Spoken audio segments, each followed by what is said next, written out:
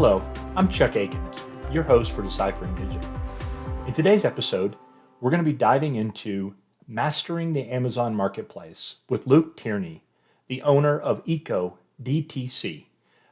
At his agency, Luke and his team, they help natural products and other environmentally conscious brands scale their operations, starting with the Amazon Marketplace. So we're first going to delve into some of the intricacies and details of the Amazon Marketplace that will give you tips and tactics from Luke's experience. But what really sets Luke apart is his ability to not only have a strategic approach inside of the Amazon Marketplace, but to use that as a launch pad for your overall omni-channel strategy. So we're going to start with Amazon and some things that you can do there for your brand, and then explore how to use that strategy in an omni-channel approach.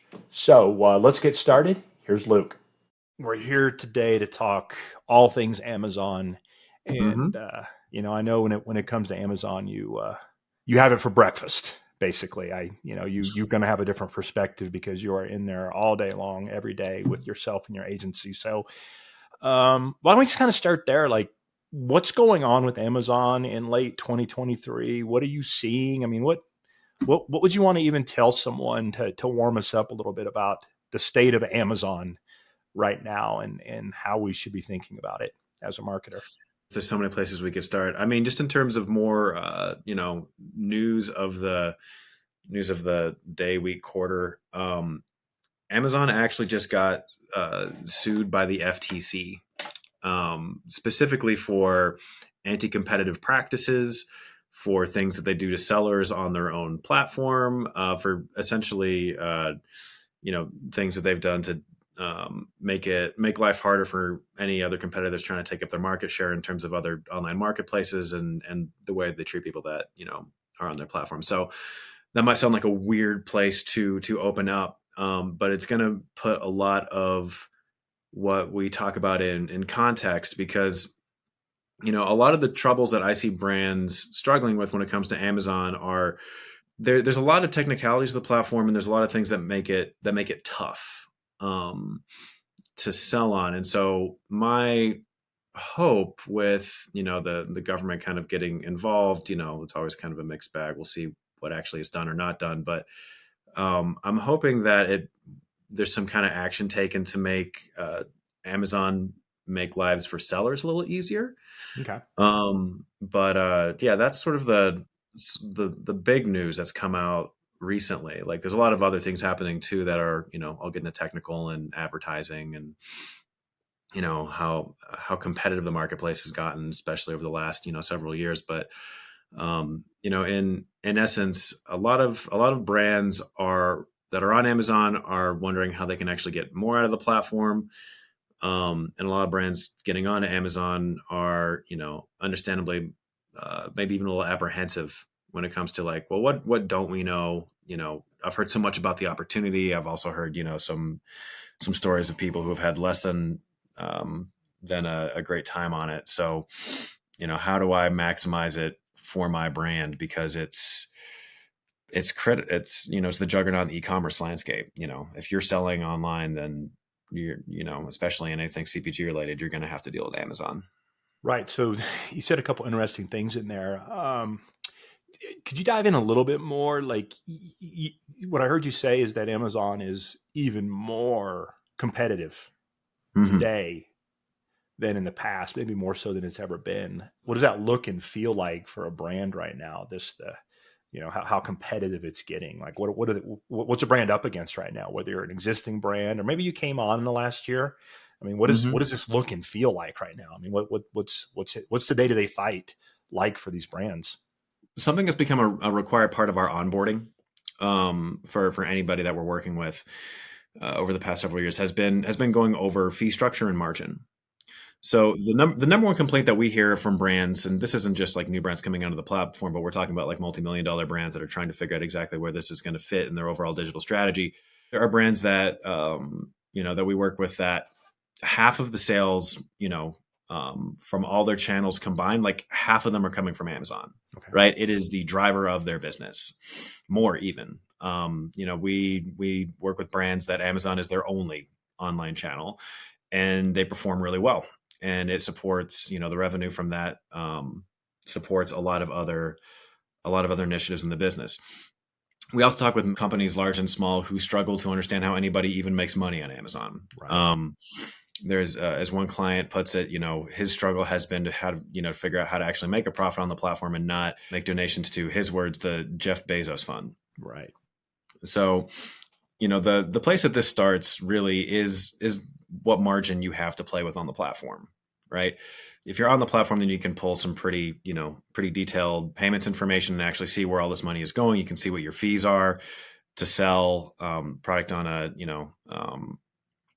per product basis. But even if you're just coming onto the platform, like we make brands go through the profitability calculator. We talk about benchmarks in terms of the margin we like to see for, a healthy cushion for running ads, talking about pricing architecture, how differentiated are you? How differentiated is your product on the platform? And then what other channels do you have working for you? Because, at the end of the day, the big difference between multi-channel and omni-channel, because omni-channel is a buzzword that gets thrown around. So what do we even mean by it? Multi-channel is treating all of your different marketing channels as if they are siloed. And omni-channel is having a consistent voice and a consistent strategy across them. And where this applies to Amazon in particular is that your presence on Amazon will, first of all, if you've constructed everything right, it can help your performance on other channels. It'll legitimize you. And, this is where when customers are discovering you in stores, they're going onto their phones and they're looking at Amazon for reviews or looking at price before buying you in brick and mortar. So that's really big. But also a presence literally anywhere else. If you are successful in retail, if you're successful on your website and Google campaigns on social media, it will all translate to success on Amazon. So it's not something that can be treated as something that's separate from your other channels. It's something that has to be dealt with as a piece of a larger whole.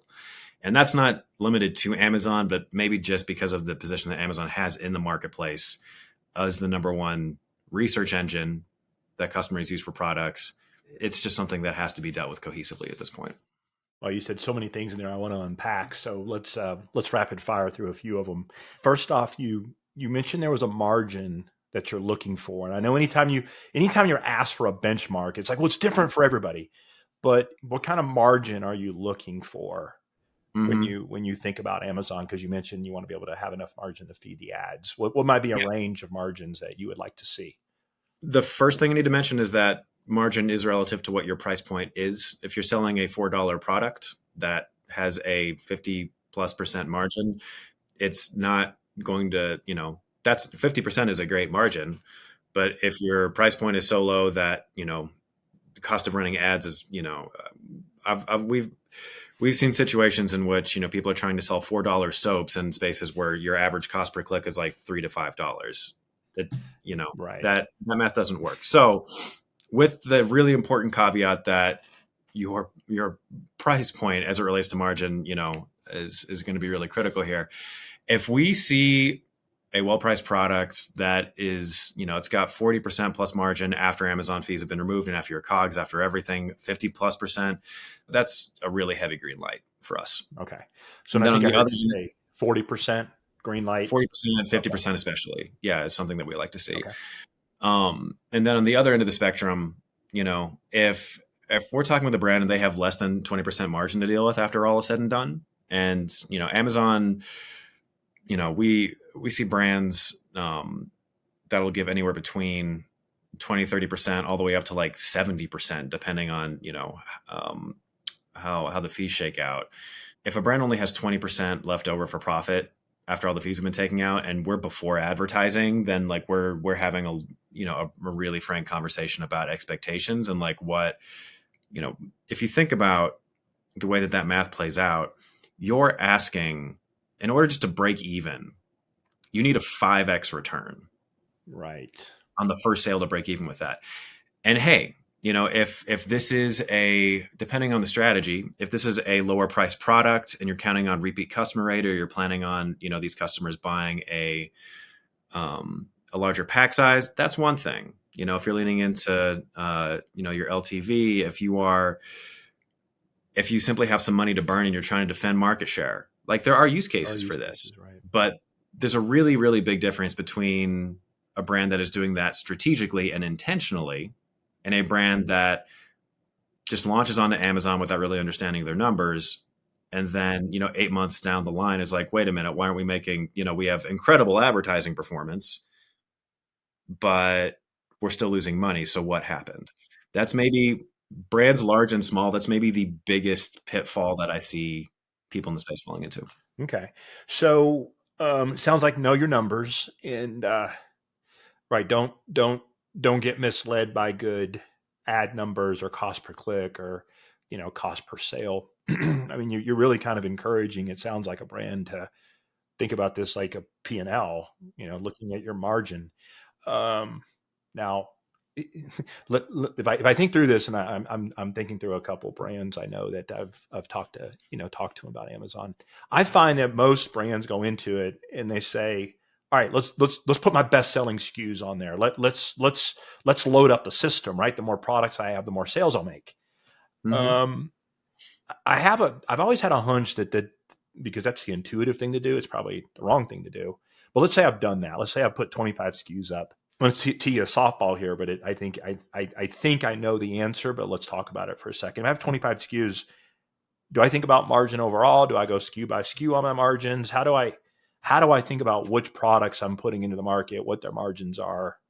Like you mentioned, packs. It's probably different than you might even have subscribe and say, don't know how all these different things fit into it, but how do I actually, if I want to learn my numbers and work on margins, how do I go about that? Like, give me a quick 1, 2, like, give me some steps.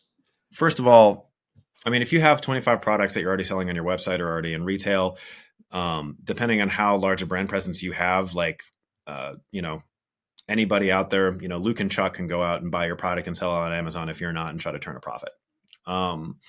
So even if just for the sake of defending your catalog, it's good to think about, you don't even have to be running ads, but just being set up well on the platform from a defense perspective and an opportunity perspective. Now, that said, and again, it really depends on what your product is, but if we're talking about, if we're using like food and beverage as an example, or really CPG at large as an example, if we run the numbers and selling like a 1-pack of what you have is not financially feasible, then one of the easiest things to do to correct this is just to sell a larger pack size. There's a couple different ways to approach it, but some of the main levers you're going to have are, increasing from a 1-pack to a 3-pack, or having a variety pack, or, looking at increasing your price. Like, what does it take to make Amazon work for you instead of, you working for Amazon? And all this needs to be kept in, this needs to be balanced with the reality of what your competitors are pricing on the platform and what it might take to compete with them. And that's kind of the tension there. And sorry, Chuck, you had some other questions thrown in there. And no, no, you answered a few of them, but you said something right there at the end that I want to make Amazon work for me instead of, maybe trying to, make it work for Amazon. Now, in the beginning, you probably got to do that, right? I always hear about the flywheel, and you got to get some momentum going. You got to get review. I mean, but assuming that you're in the market, the flywheel's kind of working. You're running ads, and you start thinking about making Amazon work for you. But then you mentioned Omni-channel, because Amazon, this ecosystem isn't. So first, let's go back to Omni-channel for a second. If I'm CPG, food and beverage, but let's just say CPG, what you're saying is Amazon sits in the middle. And if that's true, things I do on Amazon is going to affect, it's got to be consistent Omni-channel. So does that make it more complicated as I'm making decisions on Amazon? How do I think about Amazon at the center if I'm going to make Amazon work for me? So a couple ways that we see this playing out in real time is, the halo effect that other channels will have on your performance on Amazon is really important. We've never been like one channel zealots at Eco D2C, but now more than ever, like, it's no secret that customers are discovering you one place and then buying you in another. And if they're, we could talk about numbers in terms of what market, Amazon and other marketplaces hold, but I feel like that's fairly well known at this point. They're probably buying you here. And so from a user journey standpoint, that's just something to really keep in mind. Like Amazon's impact on other channels is largely social proof, and having, you're taking advantage of an opportunity for a customer to really discover more about you. So even like there are a couple of e-commerce marketplaces that I, as a consumer, like to buy on over Amazon because they're more eco-friendly, or there's something that this niche marketplace is doing for me. I'll still go check on Amazon to see am I like missing out on a deal, or I'll see what the reviews are to make sure this product is good, because consumers trust Amazon reviews over reviews on basically any other place on the internet almost. So that's how to think about how Amazon impacts your other channels. And then the other thing to think about, as you're thinking about your marketing activities on other major online channels, especially, like the tough thing is attribution when it comes to, well, how many of these sales are we getting on Amazon because we're running social media campaigns, because we're running campaigns on Google, because we had, XPR happen. Attribution is really tough for that until you kill that channel and you see the drop in your sales on Amazon's platform. So if that's, an exercise that a brand wants to do because maybe they're having mixed performance on another channel, that's totally fair and fine.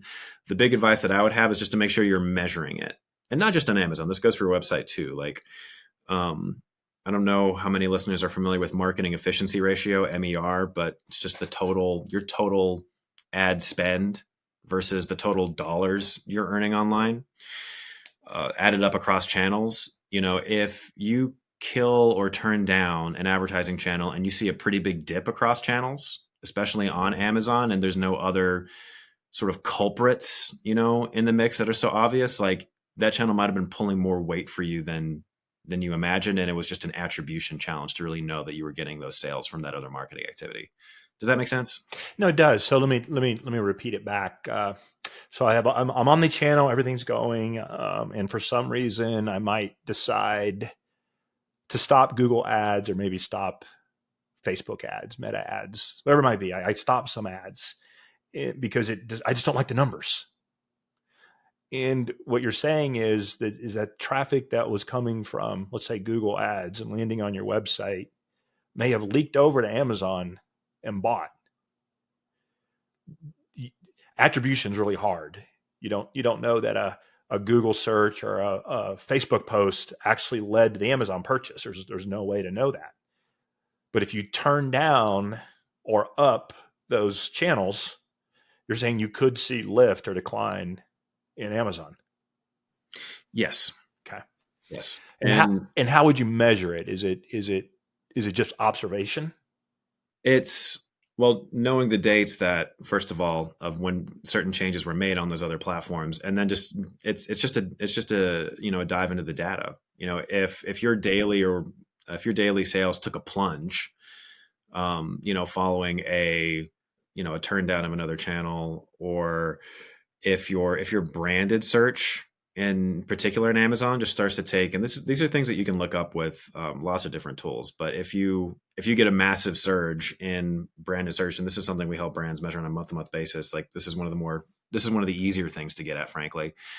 If we see a massive surge of brand interest, then we know some off-platform promotional activity really, really helps. Like, we're doing things on Amazon that are gonna. There's lots of things you can do on Amazon to build a base, to get people come back, things like this. But if we all of a sudden just see a massive surge, just knowing how this works, one of the things we're checking out is like, hey, like, what did you do? Because whatever it was, it's really, it's really effective here as a combination of channels. But by the same token, and this is the big miss that I see, it's just not being measured. Maybe if you don't like the numbers on another channel and you turn it off and you measure the decrease, the change in your MER and the decrease in sales on your website and on Amazon, maybe it was worth it to turn that off and to regroup and reconsider your strategy. But what we see are brands of all different sizes just simply not doing the due diligence and not following through to see if maybe that channel was pulling a little harder for them than they had thought previously. So that seems like, knowing that what you do is, you run and manage the marketplace, the Amazon marketplace for brands. So how do you, you're interacting with CMO or CEO, and then they're making these other advertising decisions on their channels. Like, how do you have that conversation? Because there's going to be a social media agency or person on staff. There's going to be somebody running ad, whatever it might be. Like, how do you, one, so yeah, we measured it and we know something happened, but how do you have that conversation with other, like, you got to coordinate with other people. Sure. Depending on, we also run Google ads. We've been doing Google even longer than we've been doing Amazon, which is saying something. We run ads on social media. Like, there's a number of ads channels, like we're marketplaces and ads channels, right? So there's multiple things that we manage, and so we can have that conversation with these other providers or other team members, that work for the brand, and give them feedback on those channels. So we speak that language. So that Okay. certainly helps. But even in a scenario in which, like, hey, like, we're just, like, our scope of work is just managing Amazon as a channel for a brand, and they have another solution. Like, if the signals that we see on the marketplace and the story the data tells us is usually fairly clear, and so we simply report that to the client and ask some questions in terms of, like, hey, were there any big changes? Because there's lots of things that could be the culprit there. Like, we also have seasonality in here. There's did their repeat are the repeat customers just on, like, an interesting cycle in which they all tend to be coming back every couple of months, and they all just have the timing just happens to work out that way. Like, there's other things that the data could spell out for us too, but it's usually pretty stark if there is a promotional channel that is drumming up an awful lot of brand awareness and leading to sales on Amazon, even if it's not directly attributed. If there's a really big surge there, a really big drop, then it's pretty clear that we need to be looking omni-channel for answers. So I guess, and as you mentioned, the other two players in I think I've seen you refer to it as the triopoly of media spend, right? Amazon, Google, Meta. Um, I mean, I guess in an ideal situation, you would be managing those other ads so that you could look at MER across the channels to help somebody, even though Amazon is where the purchase is taking place. But if not, like you said, you can report it up and you can do the test. It seems to me that I, if I were going to turn up or down a channel, I would, I'd probably do one at a time, just so I can really feel the cause and effect, and even have already maybe looked at seasonality. So just kind of thinking through that a little bit. Um, so that's good. So in the omni-channel space, how do you think about, I know, not necessarily a brand, but how do you think about Amazon as a storefront and then their product catalog? Let's just say they're on Shopify and running a Shopify store. Um, so often I hear about the conflict between own the customer information, what a lot of people would say is absolute direct to consumer. So I have the customer's information versus going through Amazon. Like, how do I balance this when I'm right? Like, where do I want them to buy? How do I think about this in omni-channel? From your perspective, what is your recommendation? What would you today, right? You may have a different answer 3 years ago, but in today's world, how do I think about my primary product storefront and my Amazon storefront, either conflicts or synergy? Great question, and one that we receive pretty frequently. So, your two online storefronts, your two main online storefronts you just mentioned, it's your website and it's Amazon, and different brands want to emphasize those channels differently. Your conversion rate's going to be higher on Amazon, typically, than it would be just about anywhere else online, and your margin's going to be higher on your website.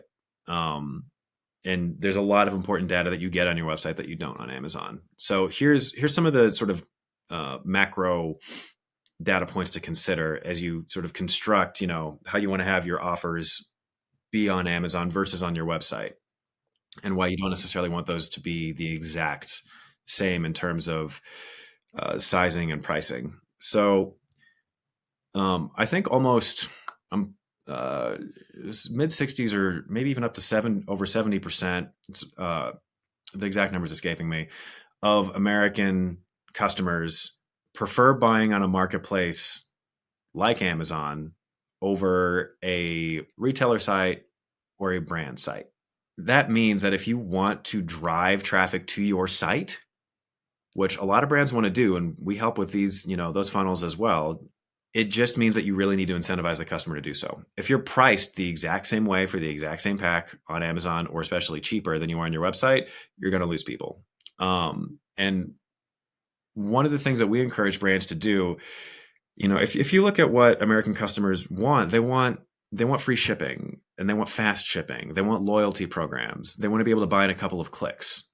And one of the big reasons that Amazon has the position that it has is because it leads in all of these things. So you can let Amazon do a little bit of the research for you. If you can do what Amazon does effectively on your website, and then some, and like really incentivize your customers, whether it's through discounts or some other kind of loyalty program. Obviously, you're capturing emails, so you can follow up there. You can build a community on your through your website, which is not something that is easily done on Amazon at all. Then you can incentivize as much as you can to have people buy on your website versus a marketplace. Now, a lot, like I just said, a majority of US customers want to buy in a marketplace already. So you're always going to lose isn't even the right word, but you're always going to have people going from your website to a marketplace, probably Amazon, to get your product. That's just a reality right now. So these two channels can be, complementary in a way. Again, like a lot of customers like me will even double check on Amazon before buying from a brand site, because I want them to get more margin, or because, there's I might have another reason, but I'm still going to double check over there. Like 63% of American customers when buying online are double checking Amazon for reviews and pricing. I really can't emphasize that enough. So you can set these up in a way that customers are incentivized as much as possible to go where you want them to go. It just has to be very clearly stated. So there's three. There's when you think about the .com and you think about the Amazon storefront, I've got a question before, and I'd love to hear your answer. And the question is, so you can think about it just for a second, is, should I encourage, or how should I think about connecting people to Amazon from my .com if 63% prefer the marketplace? Is there a scenario? Well, one, would you ever recommend that, or is it your best practice? Like should I make it easier for someone to just go buy it on Amazon, or how do I think about this? Like I know if I know they want to, should I allow them to, or should I make it hard? I know it's individual to a brand, but how would you tackle that question if somebody was sitting in the middle and they didn't know? Should I make it easier for someone just to go buy on Amazon? Or should I try to lock them into the website? Like, do you have an overarching strategy as to how you would approach that? So that's a great question. And it's often not, there's a lot of nuance within that.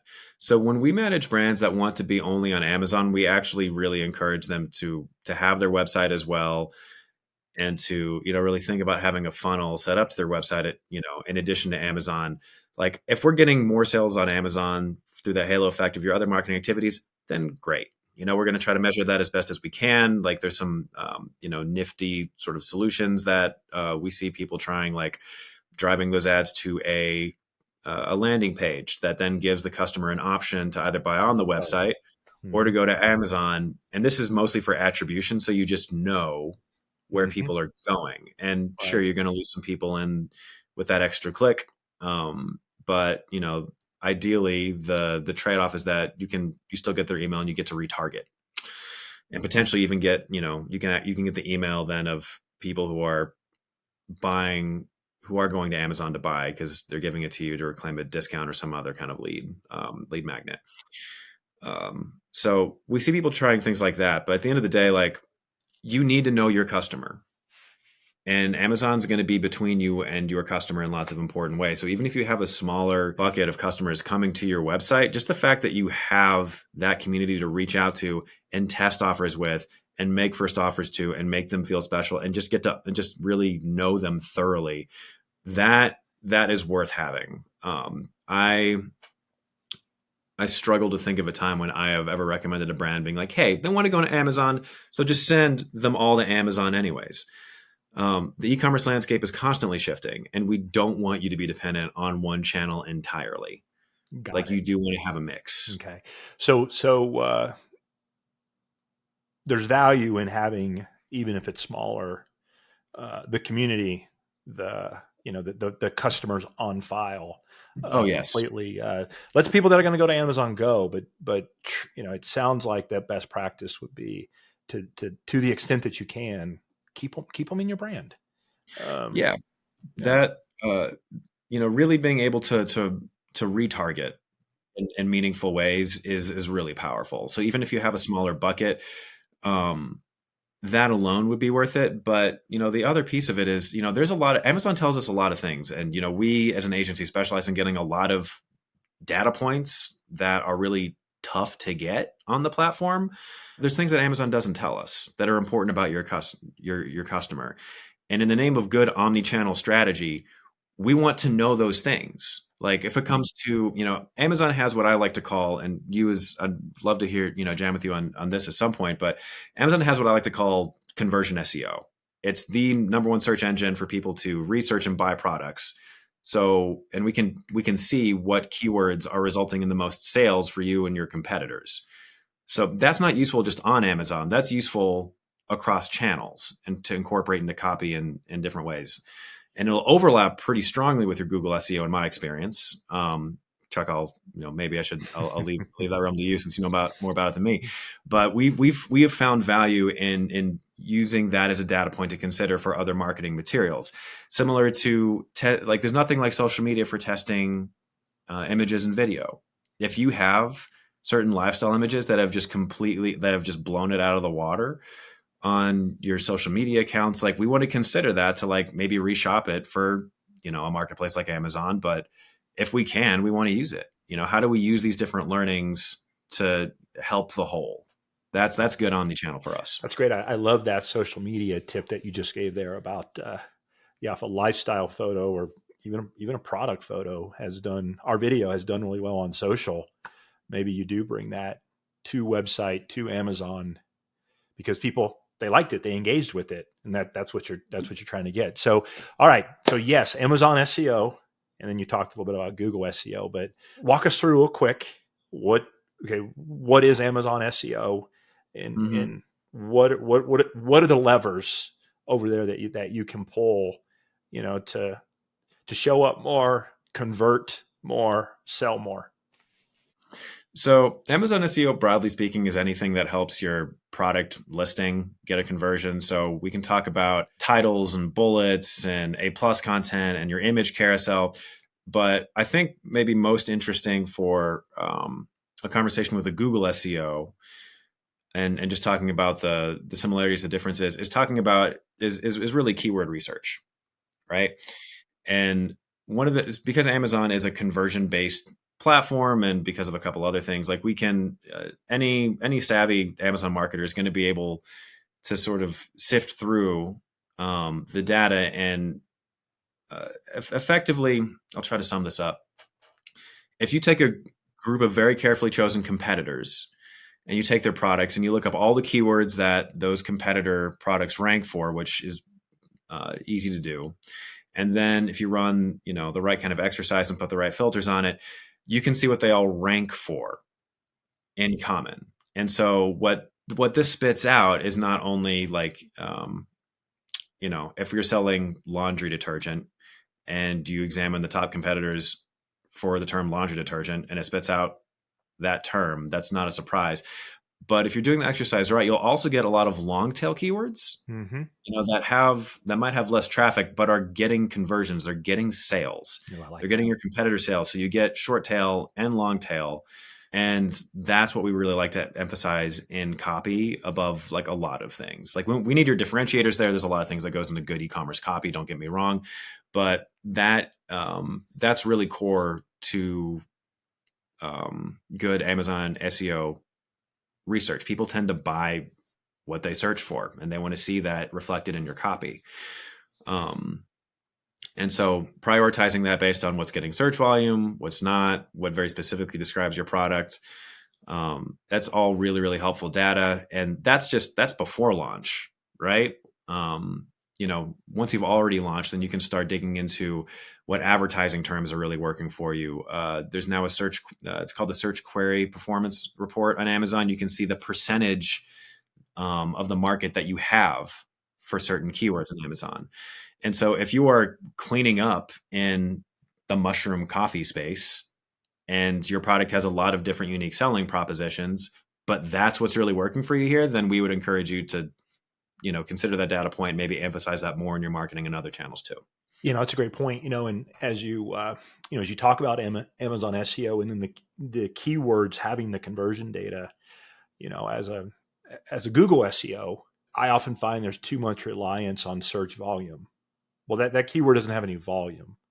And I'm like, well, one, it's long tail, so this is just a variation. But even if I start to think about phrase and, to use Google ad terms, broad match, sometimes I still have a hard time building a case for a keyword cluster, if you will, or a top, a theme inside of you know, mushroom coffee. There's not a lot of conviction because there's not a lot of volume. But what you're saying in Amazon that exists, and I'm sure there's volume metrics, but you can work, since it's a conversion platform, you're saying you can really hone in on the keywords that have more of an inclination or a tendency to convert, and then maybe bring that back over and say, hey, this is why we should have an SEO program for these keywords. This is why we should have them in a Google Ads group. It's why we might want to do some content on social. Like, you can use that data because okay, this is what people that buy search for. Yes, and here's where I'd be really I'd love to sort of pose this more or less as a question. The way that we think about Amazon versus Google when it comes to just the function that these platforms at large serve, like Amazon's here to answer, like, what product do people buy when they search for X, right? That's you can throw a lot more in there, but at the end of the day, that's a core function it's serving. Google, to us, is there to answer a question. Mm-hmm. So if somebody is looking up the difference between keto and paleo diets, they're going to Google, right? Obviously, or maybe ChatGPT at this point, but that's another conversation. Right. But when they want to see like what the most popular keto cookies are in terms of reviews and pricing, like, that's when they go to Amazon. So it's a lot of we think of good omni-channel strategies just making sure that we're aware of what different points in the consumer journey these different platforms occupy. But Chuck, I'm curious as to what your thoughts, and if you see things the same way. I mean, yes, I do. It's interesting to think about what people do on different platforms and how that changes not only how you would approach the platform, but like how it all works together. For example, you mentioned early on kind of the customer journey. So if they do that search that maybe on Google is around diet or health or benefits of certain foods in this case, that's a Google search. And then they come to the website and they maybe it's the first time they heard of your brand. And then what you're saying is a lot of times 2/3 of the people in America prefer marketplace. They're going to jump over to Amazon and check out your product, and maybe even go up to the box and say, to use your example, mushroom coffee, and just see who's there.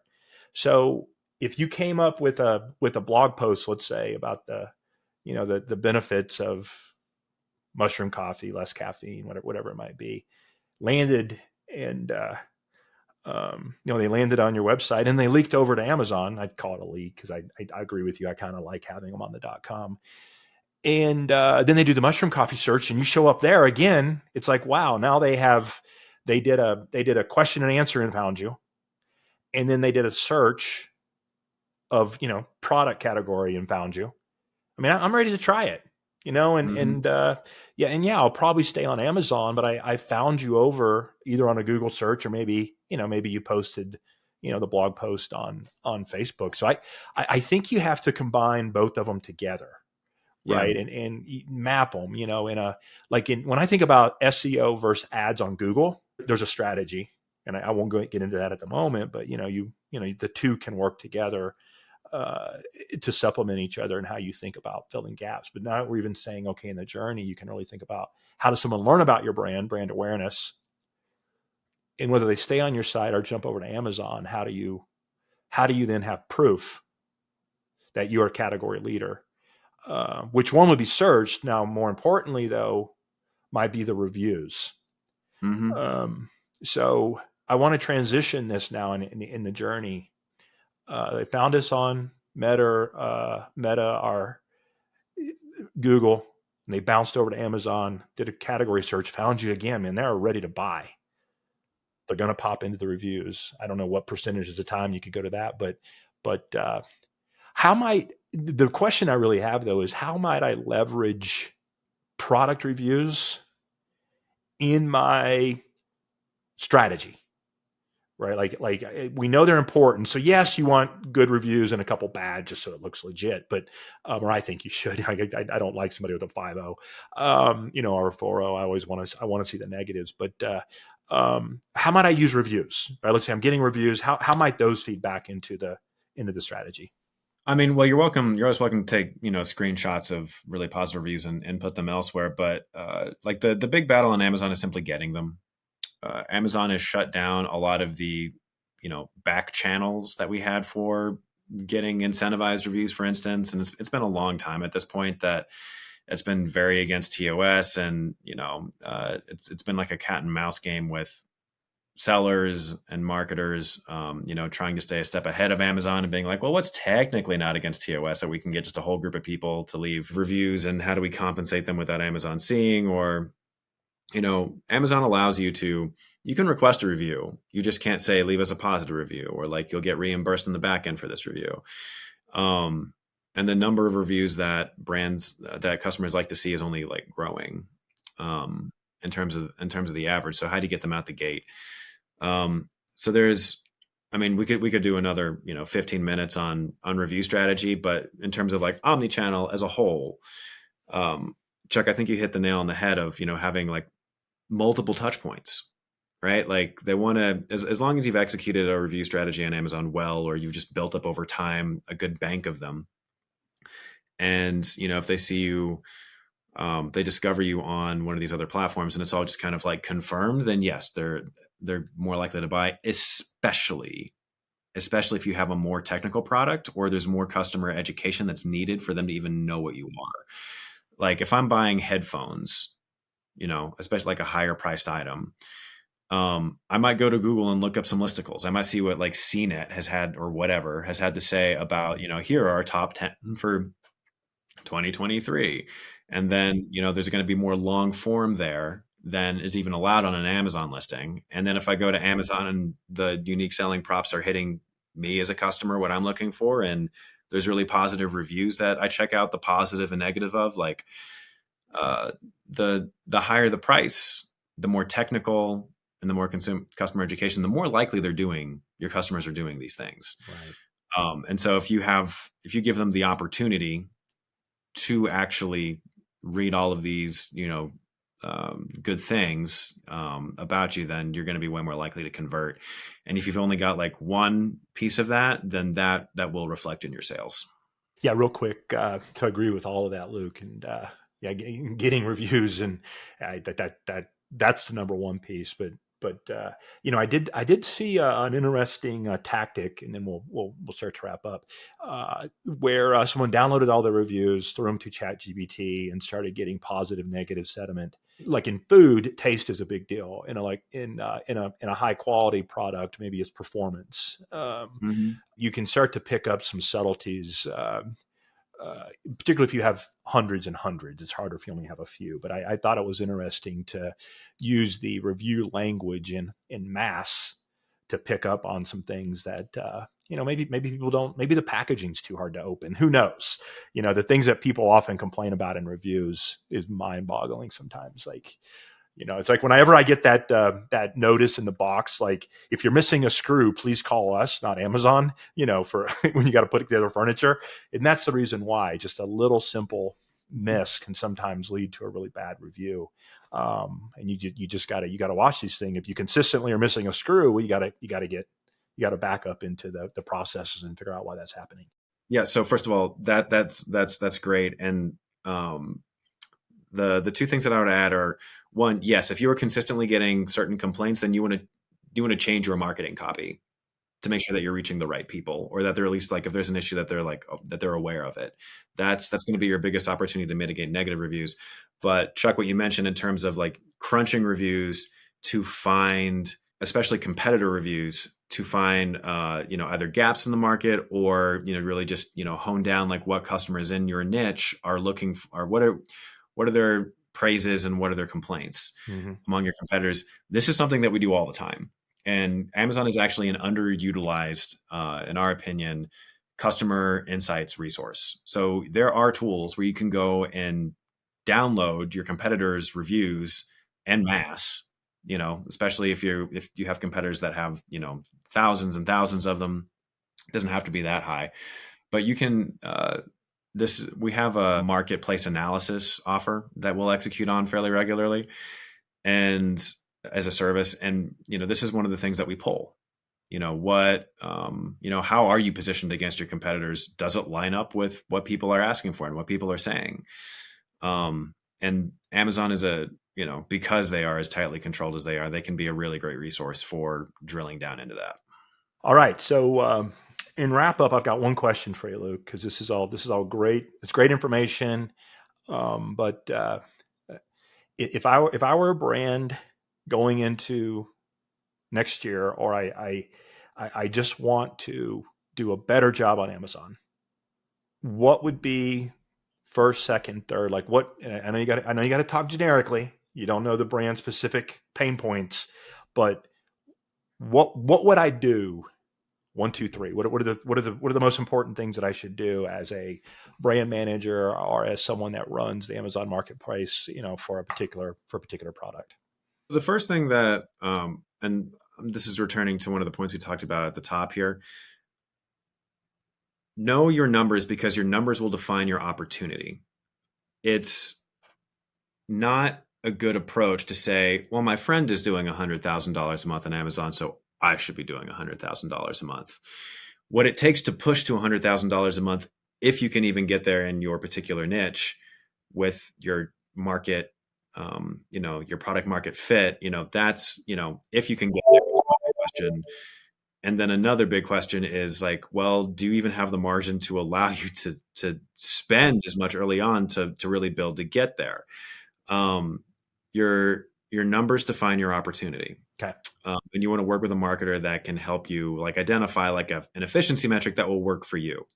Like if you're just aiming for like top line at like all expense, like, growth is expensive. Like, as long as it's defined, that's great. But, especially in a year like this year, where brands, where a lot of funding is dried up and brands have needed to make sure the ship is sustainable, like that strategy is not something that, we have encountered a lot as of recent. So your numbers define your opportunity, especially if you are trying to, run a sustainable business where the channel is doing more than, paying for itself. Second thing, and as e-commerce, and this is what fuels, I think, a lot of the omni-channel conversation in general, and really affects everything. Like there's opportunity, to be had across e-commerce. It's more competitive than ever, and that just means you have to get more sophisticated, and you have to take a deeper dive into data. And when it comes to Amazon specifically, what that often means for us is, digging into things like, and to, more or less openly plug some of the data dives that we do. Amazon doesn't give you a reliable repeat customer rate, but we have a software partner, Makeshift. They're wonderful. We recommend them. Combined with what they help us pull from Amazon via an API, like we can build a lot of numbers from scratch, and we can get your actual repeat customer rate. We can get your repeat purchase cycle. We can get your LTV. Amazon does not give you that. And if you're in an industry that really depends on your repeat customer rate, this is going to be a really important thing for you to have down. We have seen brand strategies completely change digitally once they actually get this accurate data, and compare it to their website, compare it to what they're doing in retail, and just priority shift as they see where they can really build an audience. And this is also great data if you're trying to use your digital data to expand more into retail. These are also great data points to have as well. Like, it can be hard to get a proper repeat for retail. And if you show up to, just Walmart as an example, I was talking about with somebody yesterday, with a 50% repeat customer rate online, and you can show that you have a lot of buyers in that zip code and those zip codes where you're pitching them, like that, they're not dumb. Like, they know that that's a really strong signal. So there's just a lot you can do. You just need to make sure that the numbers actually point to profitability. And if you need to dig farther into the numbers to get insight into that, then that's normal at a time like this. Okay. But fortune favors the bold, but what gets measured gets managed. And if you're not measuring some of the basics here in terms of where you're going to be profitable and have well-defined goals and things like this, then it's going to be a bumpy ride. You're exactly right, and I think that could almost be true for any channel or marketplace in today's. I mean, everything's getting more complicated, more competitive, even more complex. I mean, it rarely gets easier in marketing, branding, advertising. It seems to always, find its way towards the to the more complicated. So, all right. Well, Luke, thank you for your time. Thank you for your expertise on all things Amazon. Like you said, there were a couple topics in there that we could go on forever, or another hour for sure. But thank you. Thank you, Chuck.